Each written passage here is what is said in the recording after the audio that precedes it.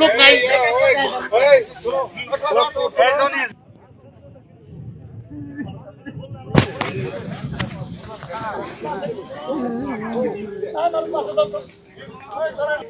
কিছুক্ষণ আগে বা ঘন্টাখানেক আগে আমরা খবর পেলাম যে এখানে একটি লাশ পাওয়া গিয়েছে ঝুলন্ত অবস্থায়।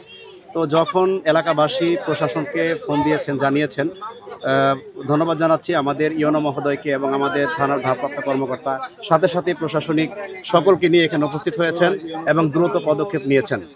তো আমরা প্রশাসনকে অনুরোধ করব এর সঠিক তদন্তের মাধ্যমে, সঠিক বিচারের মাধ্যমে বাংলাদেশে একটি এমন একটি বিচার হবে যাতে ভবিষ্যতে আর কেউ এরকম নৃশংস হত্যাকাণ্ড না করতে পারে। হত্যাকাণ্ডেরও তো একটা সীমারেখা আছে ভাই।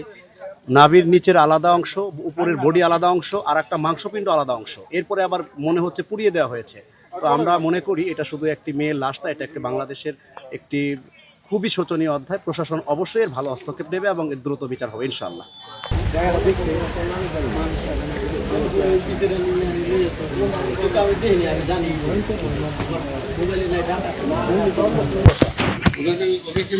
ডাউট থেকে বললাম আমি এখন মামলা নিয়ে